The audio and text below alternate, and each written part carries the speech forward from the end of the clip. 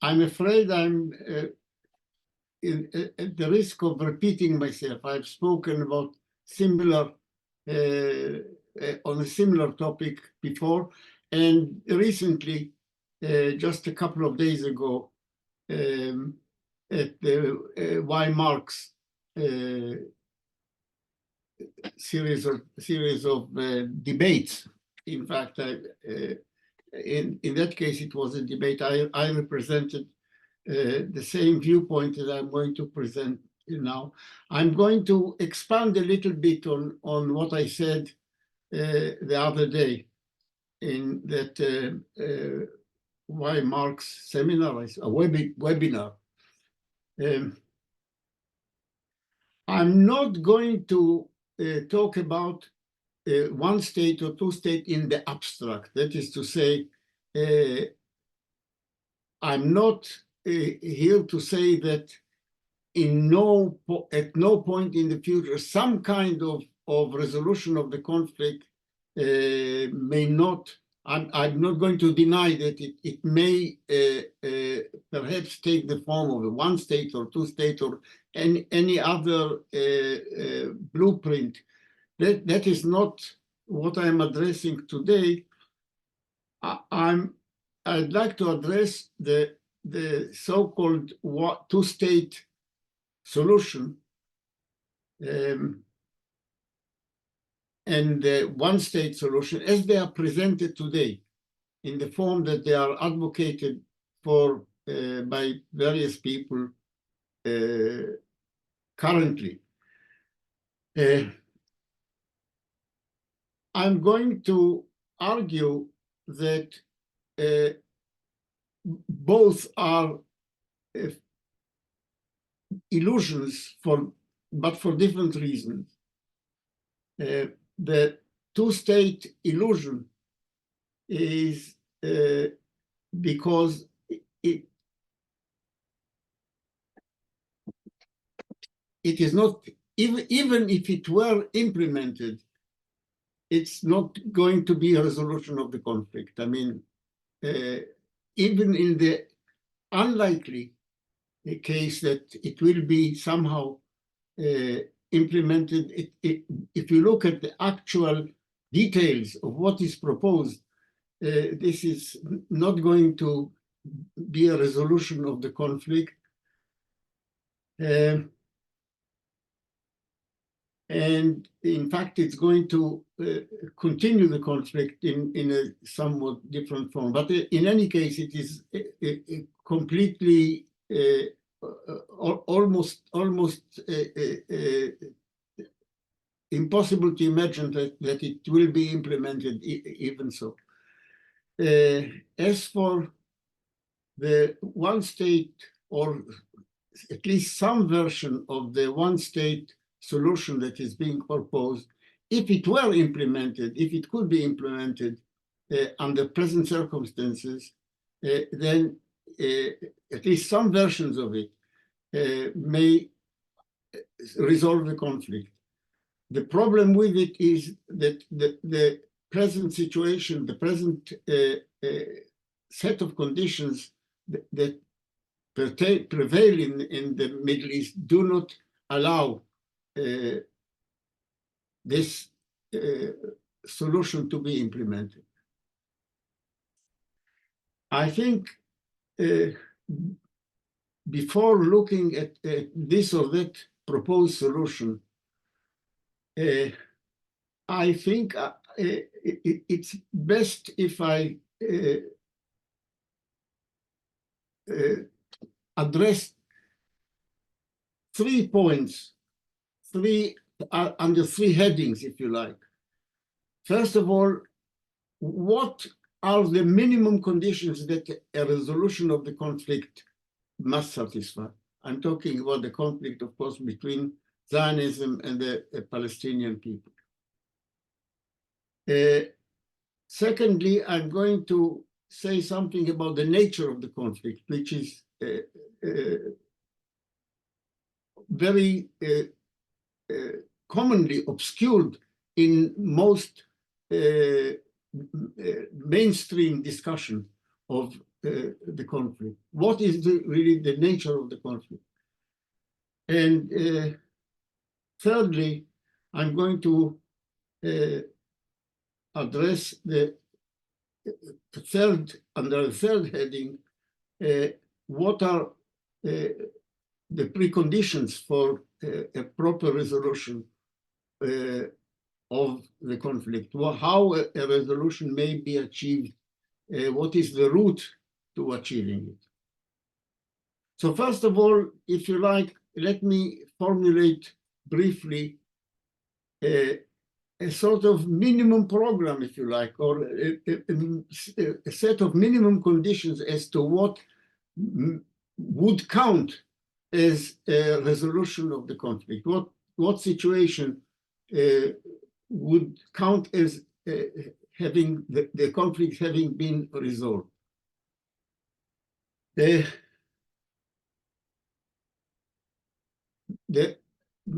minimum condition will include equal rights for all. No privileges, either as between persons, that is to say, equal personal rights for all, and secondly, and importantly, equal national rights for both national groups involved. And I would like to specify what I mean by the national groups involved here, because this is often obscured to some extent by talking about Jews and Arabs or Jews and Palestinians. To be specific, on the one side, we have the national Palestinian collective, that is to say the Palestinian Arabs, both those who are citizens of Israel and those who are refugees in the occupied territories and beyond.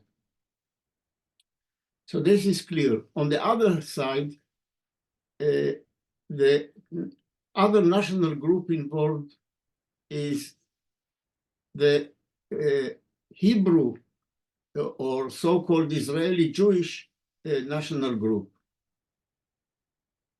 I exclude in this the Zionist idea of the Jewish people all around the world constituting some kind of national entity that has some rights or should have some rights in or let alone on Israel-Palestine.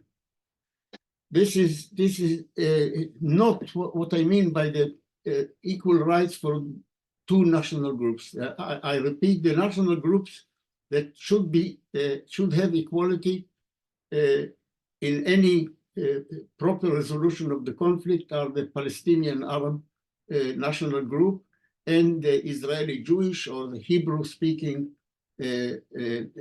national group actually present in Israel-Palestine.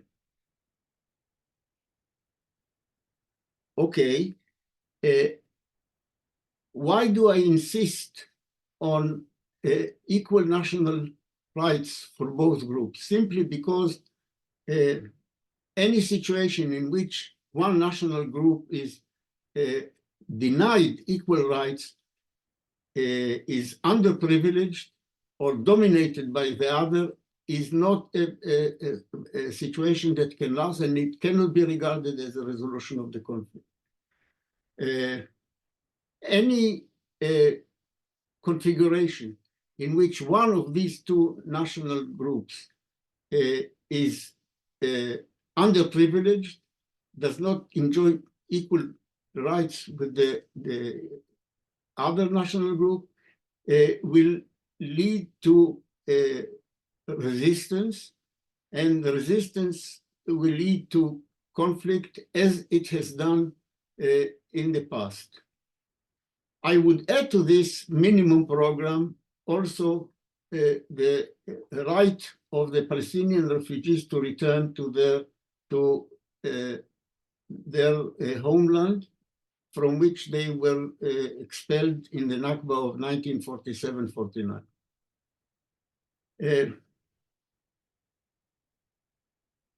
This is simply an elementary right that is under an elementary concept of justice, as well as under international law, the right of refugees to return to their home, or homeland, I mean. So anything that is far short of, or anything that is short of this minimum set of conditions is simply not acceptable as a possible resolution of the conflict. I think since the rest of what I'm going to say is on the negative side, why a two-state so-called solution is really an illusion, and why the one-state solution is an illusion for different reasons. In order not to be completely negative, if we want to advocate something positive, then this minimum program is, I think, what should be advocated. I don't think it's a good idea to politically and educationally to be negative, to say this is impossible, even if it's true. You have to indicate what you do advocate as a minimum condition for the resolution of the conflict. And this very simple set of minimum conditions, equal rights for all individuals, individual rights, and equal national rights, and the right of the refugees to return to their homeland is, I think, what we should positively advocate. Anything that falls short of this is not, doesn't qualify as a resolution of the conflict, whether or not it is possible.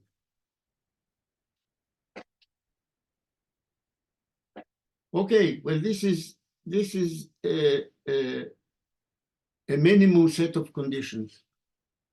Secondly, I would like to say something about the nature of the conflict. I think this needs specifying because there is a lot of misrepresentation and confusion about it. It is, if you look at the mainstream media, the way the conflict is represented is two national groups fighting over some territory. That is to say, we have two national groups claiming possession or claiming rights over a piece of turf. One of them may be stronger than the other. Evidently, Israel is a nuclear state. It has a formidable army, etc., etc. It is by far the stronger of the two sides, but the conflict is presented as though it is a conflict between two nations, like, let's say, France and Germany in the recent past, or in the 19th century. There are two nations fighting over some piece of land. Now, this the reason why this kind of misrepresentation, and it is a misrepresentation of the conflict, is because it has some surface plausibility. And this is due to the fact that the conflict, which is basically a colonial conflict, as I shall argue, and I think we must all understand, is unique among all colonial situations in which both sides, the colonizers and the colonized have crystallized as national groups. Let me explain what I mean by this. There has been since the end of colonial slavery, there have been in modern times, two kinds of colonization. Kautsky used the following terminology: colonization in which the main labor force, the main producers were the indigenous people, where the economy was based on the exploitation of the labor force of the indigenous people. This he termed work colony. Sorry, exploitation colony. Exploitation colony. The other type, examples of exploitation colony are abundant mainly in Africa. The last instance of this, which has been decolonized most recently, is that of South Africa. If you look at it, this is an example where the settlers build up their political economy on the exploitation of indigenous labor. The other type, of which Australia, for example, is a very obvious example, is a colonial situation where the main direct producers were themselves settlers. That is to say, the colonial political economy was based on the self-work of some of the settlers. Kautsky called this type work colony. I prefer the term exclusion colony. Kautsky's terminology is based on what the settlers did. They actually worked and formed the main labor force of their political economy. I prefer exclusion colony because it focuses on what the settlers did to the indigenous people. They excluded them. In this type of colony, the indigenous people were simply surplus to requirement. They were not needed. They were regarded as a nuisance, and indeed, in some of these places, they were completely or nearly completely annihilated, exterminated. I mean, this happened in Tasmania, for example. Now, in exploitation colony, as far as I know, there is no instance of an exploitation colony in which the settlers formed a new nation of settlers. They remain a quasi class. Eventually, what happened was either the colony was decolonized and the settlers may have been ejected, as happened, for example, mainly in Algeria. The French settlers were headed back to their metropole, to France, and hardly any of them remained in the colony. Or they may have merged with the indigenous population.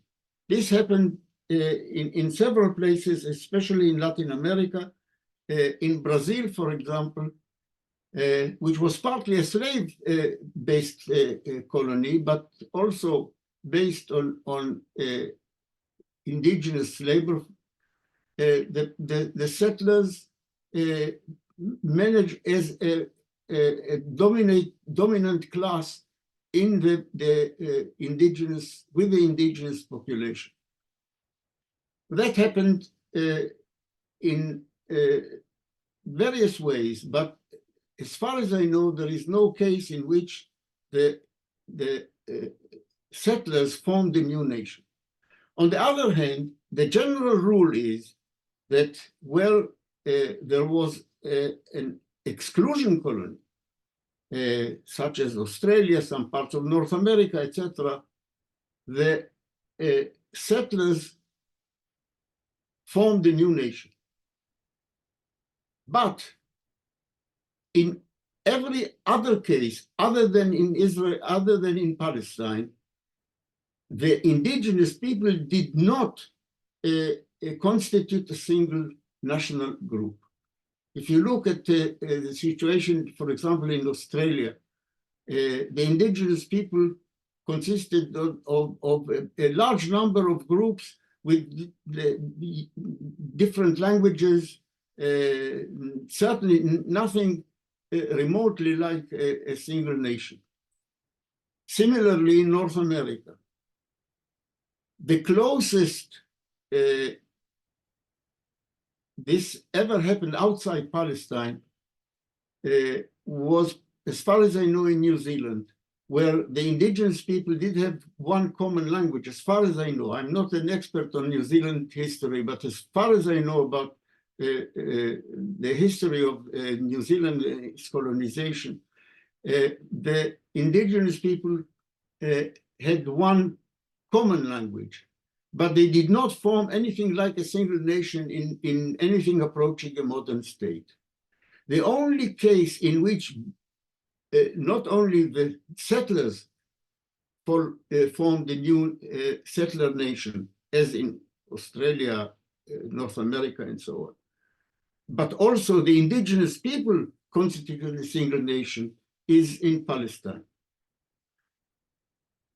And this fact, which has, I don't want to go here into the reasons why this is the case.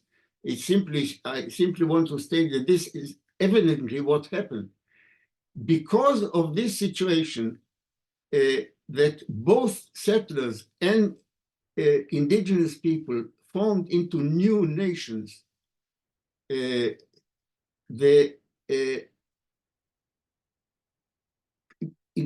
colonial conflict assumed the surface form of a binary national conflict, one nation against the other. However, this is only the surface appearance of what is essentially, and at bottom, a colonial conflict.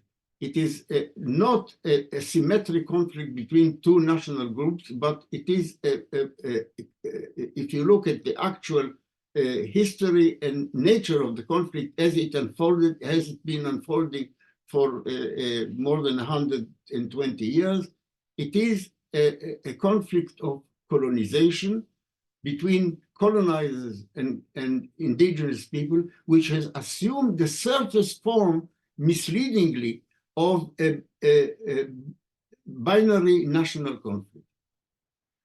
I think this is very important to keep in mind in considering what might count as a possible resolution of the conflict.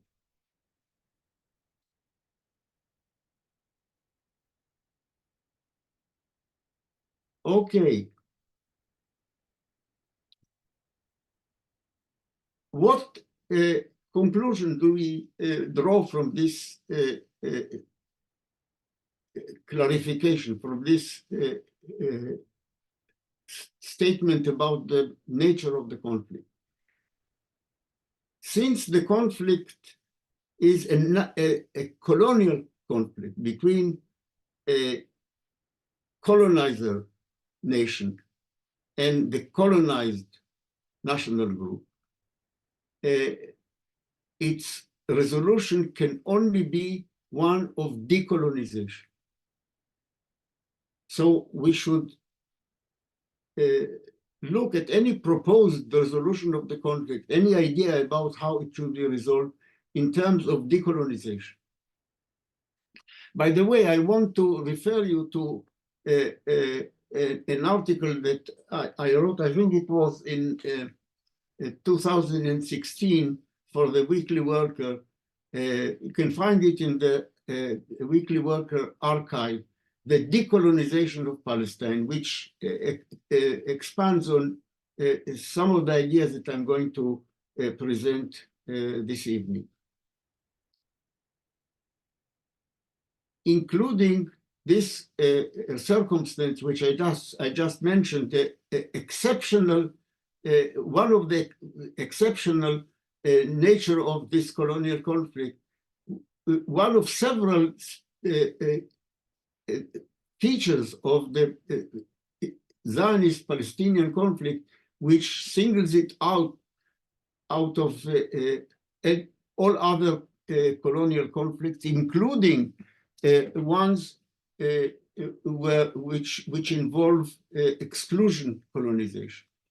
It is unique in many respects. Excuse me for one moment. Okay.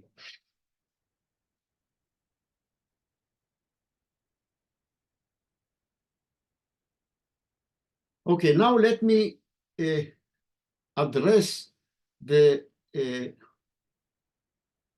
two so-called solutions that have been proposed.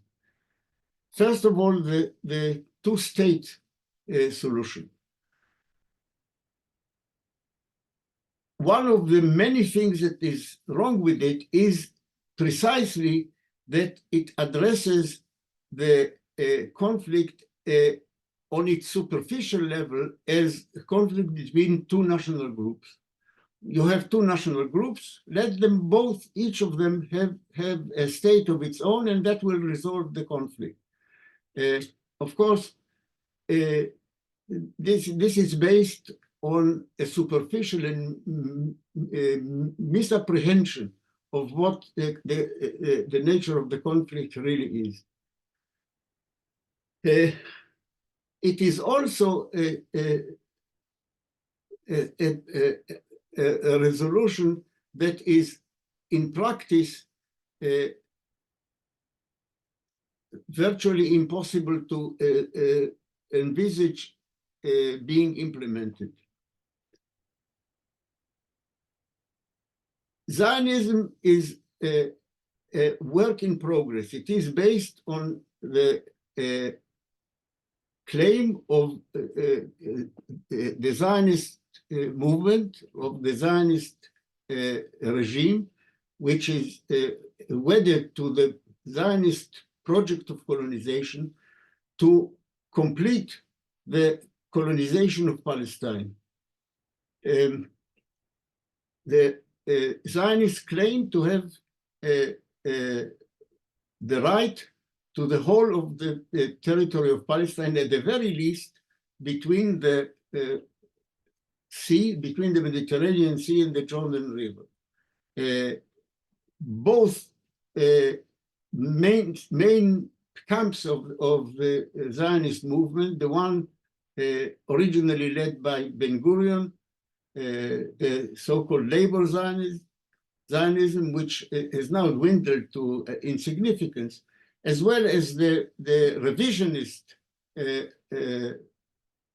wing of Zionism led by Ze'ev Jabotinsky, which is now the dominant power in Israel.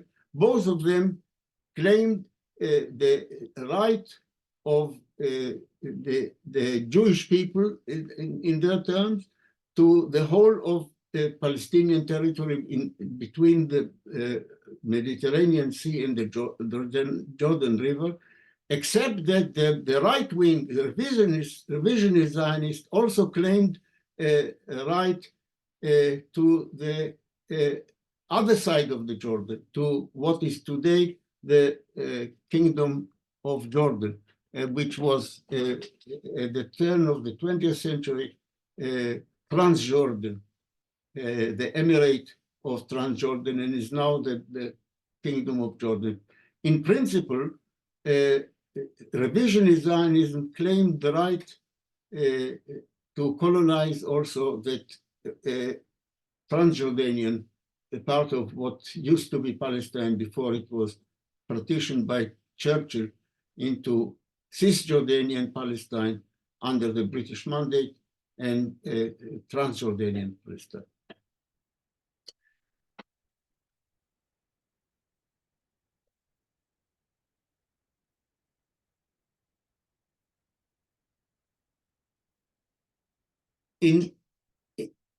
If you look at it like this, the Zionist project is still work in progress. It is being extended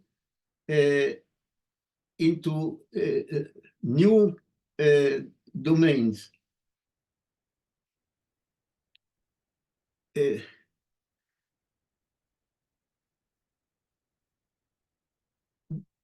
The colonization by Israel of the West Bank and the proposed projected colonization of the Gaza Strip is part of this project. That is to say, to create a situation where Jews colonize the whole space between the Jordan and the Mediterranean Sea. In view of achieving this aim, in which Israel is not merely a product of Zionist colonization, but an instrument, a means for its further extension and expansion,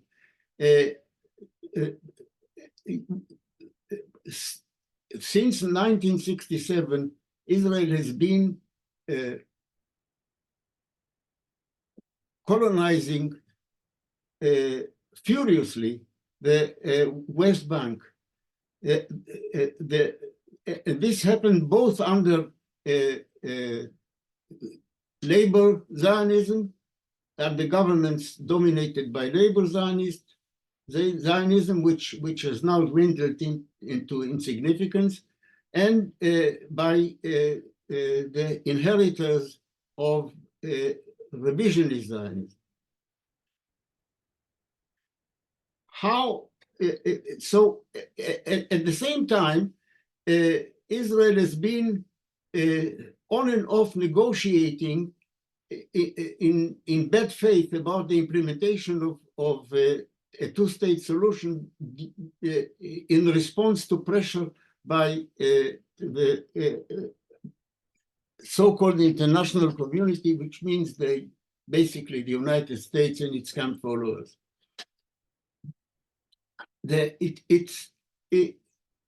Under labor Zionists, the tactics was to engage in negotiation and to drag them on endlessly by putting one condition after another in order to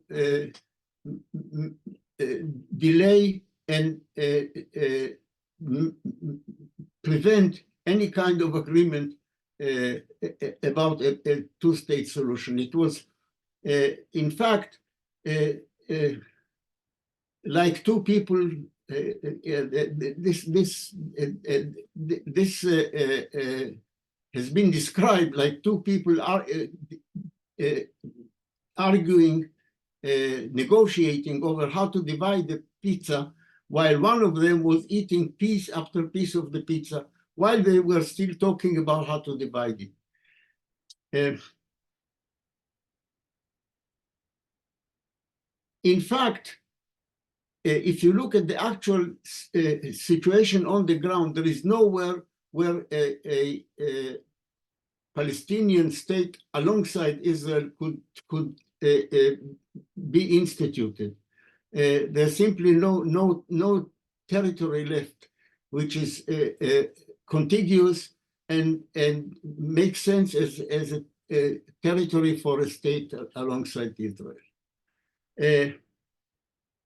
The Likud governments have actually been very explicit in outright opposition to any kind of Palestinian state, however emaciated, however emasculated it might be. Netanyahu is on record as saying simply no to any Palestinian state.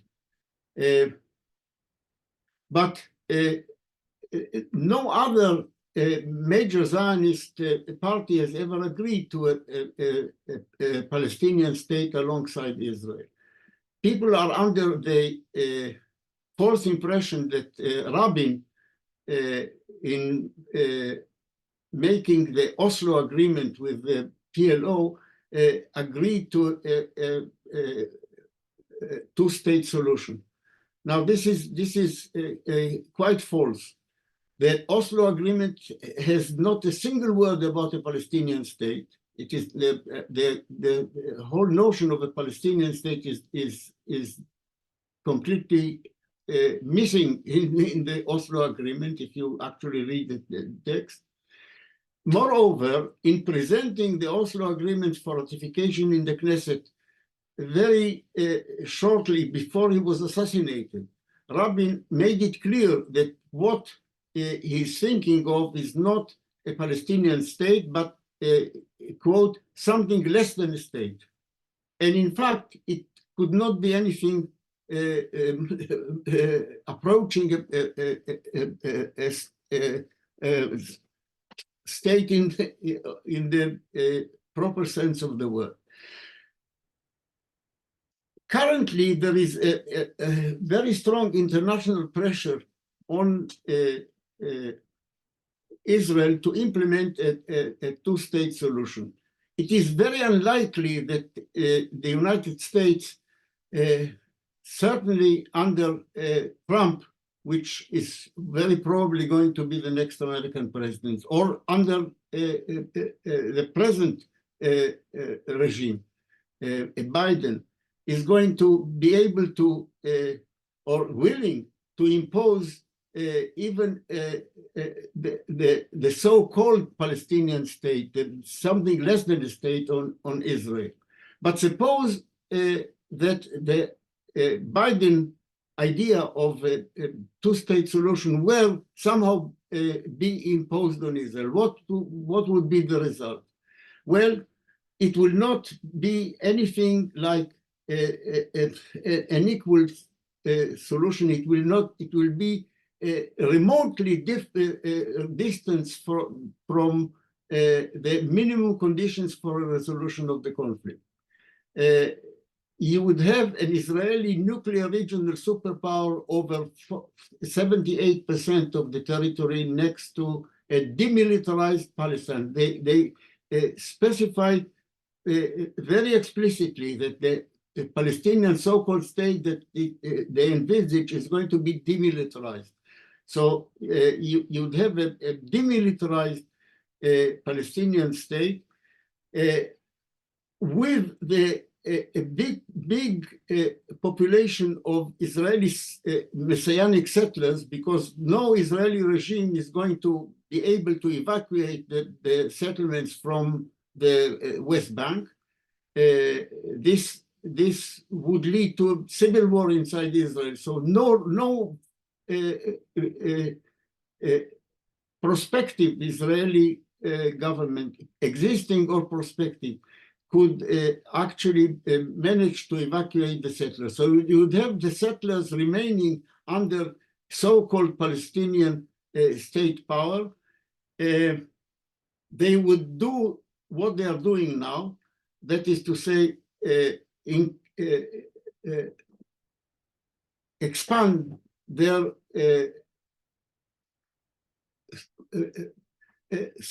theft of Palestinian land and come into conflict with the Palestinian population surrounding them.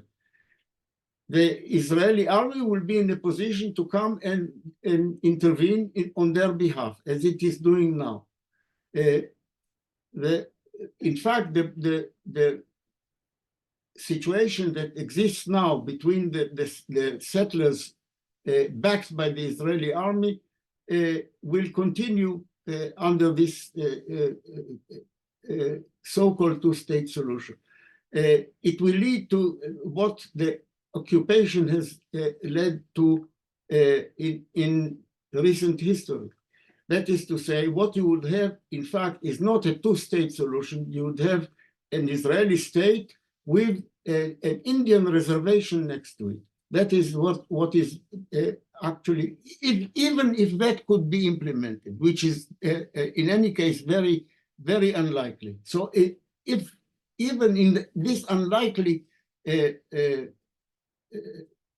outcome, what would be instituted is not two sovereign states of equal power, but one state is one Zionist state with a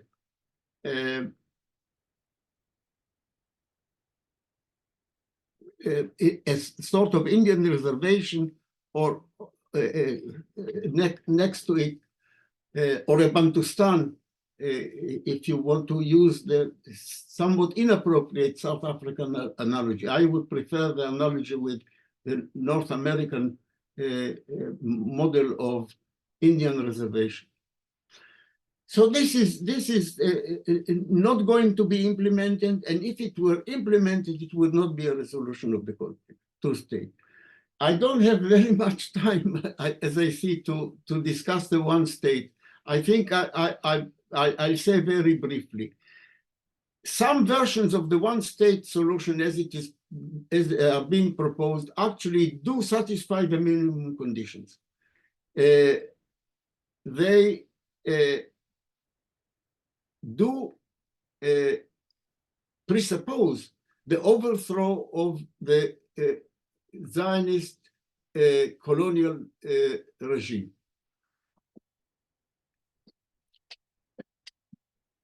The question is, can this be implemented under present circumstances? What I mean is under the world system of capitalism that we are living under at the moment. I think this is unlikely, and unfortunately, the conditions for overthrow of the Zionist regime, which is a precondition for the resolution of this colonial conflict, is like the crisis of the climate and the ecological crisis, which are not, which cannot possibly be resolved under capitalism. The reason is, I've elaborated on this on many occasions, and I refer you to this article that I cited, which was published in the Weekly Worker, I think in June 9, 2016, the decolonization of Palestine. The problem is that the Zionist regime cannot be overthrown from the outside. There's simply no force that can overthrow Zionism from the outside. And internally, the situation in this colonial conflict is very different from, for example, what existed in South Africa, in which the indigenous labor force, which was vital for the political economy of South Africa, was an internal force which had the leverage to overthrow the apartheid regime. There is nothing like that in the existing situation in Israel-Palestine. The overthrow of the Zionist regime cannot be realized without the participation and the support of the Israeli masses themselves, is primarily the Israeli Hebrew working class. Under capitalism, there is no way in which this overthrow of the Zionist regime can be expected to be supported by the Israeli Hebrew working class, for the simple reason that this would mean that this class would exchange its present position of an exploited class, but with national privileges vis-a-vis the Palestinians. The overthrow of Zionism under capitalism would mean for this class becoming a class still exploited as a working class under capitalism, but without the national privileges. This is not a deal that is going to have likely support from the main force that can overthrow the Zionist regime.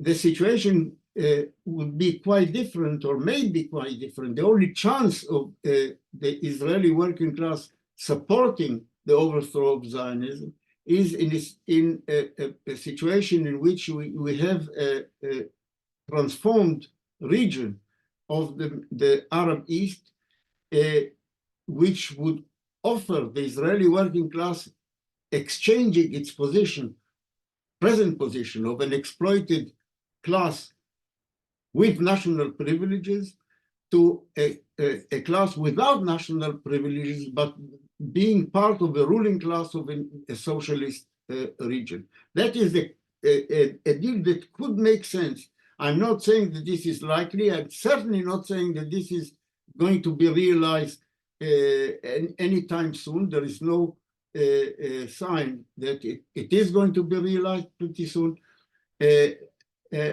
We have seen a sort of preview of it maybe in the big upheavals of the Arab Spring of 2011, but the actual overthrow of the present regimes of the region, the various reactionary Arab regimes, and as well as the Zionist regime, this is not something that is going to be forthcoming very, very soon.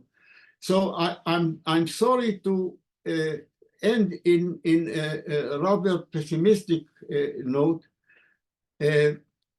However, let me return to what I said in the beginning. If we want to put forward something positive, then I think the best thing to do is to put forward the minimum conditions for a resolution.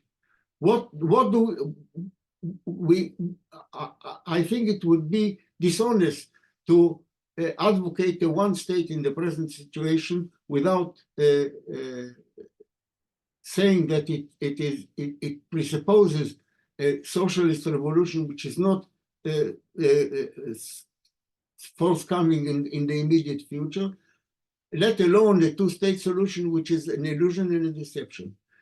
If we want to put forward something positive, then the positive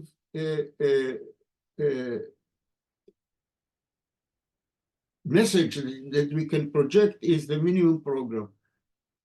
We demand equal rights for all, equal rights on the individual level, that is to say, equal civil and individual rights, and equal rights for both national groups involved, as well as the right of the Palestinian refugees to return to their homeland. Thank you. This is, I think, as far as I prepared to say.